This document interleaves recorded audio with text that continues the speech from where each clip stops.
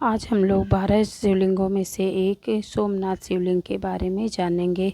गुजरात प्रांत के काठियावाड़ क्षेत्र में समुद्र के किनारे सोमनाथ नामक विश्व प्रसिद्ध मंदिर में यह ज्योतिर्लिंग स्थापित है। पहले यह क्षेत्र प्रभास क्षेत्र के नाम से जाना जाता था। यहीं भगवान श्री कृष्ण ने जरा नामक व्याध के बाढ़ को निमित्त बनाकर अपनी लीला का संवरण किया था।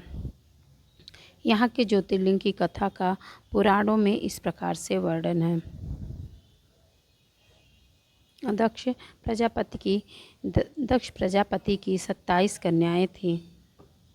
उन सभी का विवाह चंद्रदेव के साथ हुआ था, किंतु चंद्रदेव का समस्त अनुराग व प्रेम उनमें से केवल रोहिणी के प्रति ही रहता था। उनके इस कृत्य से दक्ष प्रजापति की अन्य कन्याएं बहुत अप्रसन्न रहती थीं। उन्होंने अपनी इस व्यथा कथा को अपने पिता को सुनाई। दक्ष प्रजापति इसके लिए चंद्रदेव को अनेक प्रकार से समझाया, किंतु रोहिणी के वशीभूत होकर उनके हृदय पर इसका कोई प्रभाव नहीं पड़ा। अंततः दक्ष ने क्रोध में आकर उन्हें क्षयग्रस्त हो जाने का शाप दे दिया। इस शाप के कारण चंद्रदेव तत्काल क्षयग्रस्त हो गए। उनके क्षयग्रस्त होते ही पृथ्वी पर शुद्धा शीतलता वर्षण का उनका सारा कार्य रुक गया। चारों ओर त्राही त्राही मच गई। चंद्रमा भी बहुत दुखित और चिंतित थे। उनकी प्रार्थना सुनकर इंद्रादि देवता तथा वशिष्ठ आदि ऋषिगण उनके उद्धार के लिए पितामह ब्रह्मा जी के पास गए। सारी बातों को सुनकर ब्रह्मा जी ने कहा, चंद्रमा अपने शाप विमोचन के लिए अन्य देवों के साथ पवित्र प्रभास क्षेत्र में जाकर मृत्युंजय भगवान शिव की आराधना करें। उनकी कृपा से अवश्य ही उनका शाप नष्ट हो जाएगा और वे रोग मुक्त हो जाएंगे। उनके कथनानुसार चंद्रदेव ने मृत्युंजय भगवान की आराधना का सारा कार्य पूरा किया।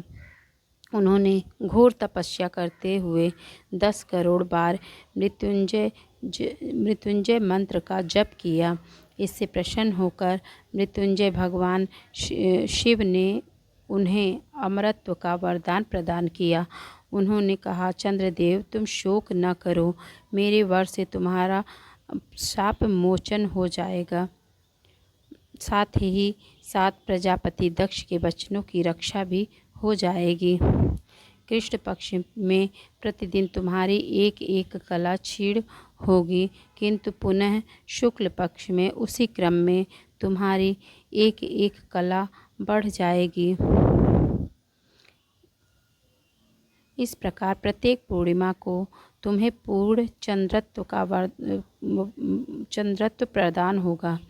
चंद्रमा को मिलने वाले इस वरदान से सारे लोकों के प्राणी प्रसन्न हो उठे। सुधाकर चंद्रदेव पुनः 10 दिशाओं में सुधा वर्षण का कार्य पूर्वतर रूप से करने लगे। शाप मुक्त होकर चंद्रदेव ने अन्य देवताओं के साथ मिलकर मृत्युंजय भगवान से प्रार्थना की कि आप माता पार्वती के साथ सदा के लिए प्राणों के उद्धारार्थ यहाँ निवास हो जाए। भगवान शिव उनकी इस प्रार्थना को स्वीकार करके ज्योतिर्लिंग के रूप में माता पार्वती के साथ तभी से यहाँ रहने लगे। पावन प्रभास क्षेत्र में स्थित इस सोमनाथ ज्योतिर्लिंग की महिमा महाभारत, श्रीमद्भागवत तथा स्कंद पुराण में भी विस्तार में बताई गई है। चंद्रमा का एक नाम सोम भी है। उन्होंने भगवान शिव को ही अपना नाम स्वामी मानकर यहाँ तपस्या की थी, अतः इस ज्योतिर्लिंग को सोमनाथ कहा जाता है। इसके दर्शन, पूजन, आराधना से भक्तों के जन्म जन्मांतर के सारे पाप और दुष्कृत्य विनष्ट हो जाते हैं। वे भगवान शिव और माता पार्वती की अक्षय कृपा का पात्र बन जाते हैं। मोक्ष का मार्ग उनके लिए सहज ही सुलभ हो जाता है। उनके लौकिक पारलौकिक सारे कृत्य स्वयंमेव सफल हो जाते हैं। भारतीय उपमहाद्वीप के पश्चिम में अरब सागर के तट पर स्थित आदि ज्योतिर्लिंग श्री सोमनाथ महादेव मंदिर की छटा ही निराली है। यह तीर्थस्थल देश के प्राचीनतम तीर्थ स्थानों में से एक है और इसका उल्लेख स्कंद पुराण, श्रीमद् भागवत गीता, शिव पुराण आदि प्राचीन ग्रंथों में भी है। वहीं ऋग्वेद में भी सोमनाथ महादेव की महिमा का उल्लेख है। यह लिंग शिव के 12 ज्योतिर्लिंगों में से पहला ज्योतिर्लिंग माना जाता है। ऐतिहासिक सूत्रों के अनुसार आक्रमणकारियों ने इस मंदिर पर 6 बार आक्रमण किया। इसके बाद भी इस मंदिर का वर्तमान अस्तित्व इसके पुनर्निर्माण के प्रयास और सांप्रदायिक सद्भावना का ही परिचय है।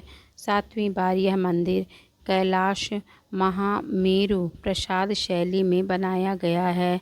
इसके निर्माण का कार्य से सरदार वल्लभ भाई पटेल भी जुड़े रह चुके हैं।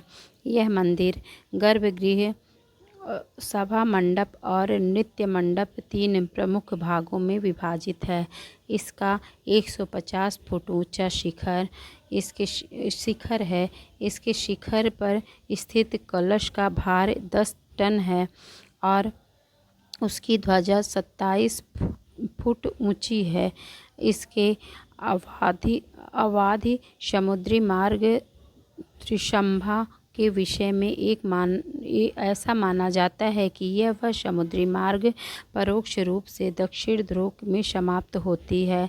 यह हमारे प्राचीन ज्ञान व सूझबूझ का अद्भुत साक्ष्य माना जाता है। इस मंदिर का पुनर्निर्माण महारानी अहिल्याबाई ने करवाया था। धार्मिक महत्व पौराणिक अनुश्रुतियों के अनुसार सोम नाम चंद्र का है, जो दक्ष के दामाद थे। एक बार उन्होंने दक्ष की आज्ञा की अवहेलना की, जिससे कुपित होकर दक्ष ने उन्हें श्राप दिया। उनका प्रकाश दिन प्रतिदिन धूमिल होता जाएगा। जब अन्य देवताओं ने दक्ष से उनके श्राप वापस लेने की बात कही तो उन्होंने कहा कि सरस्वती के मुहाने पर समुद्र में स्नान करने से श्राप के प्रकोप को रोका जा सकता है। सोम ने सरस्वती के मुहाने पर स्थित अरब सागर में स्नान करके भगवान शिव की आराधना की। प्रभु शिव यहाँ पर अवतरित हुए और उनका उद्धार किया।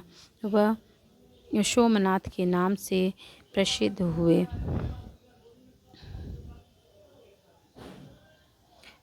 ऐसे अनेक प्रकार की कथाओं का वर्णन है सोमनाथ मंदिर के बारे में। धन्यवाद।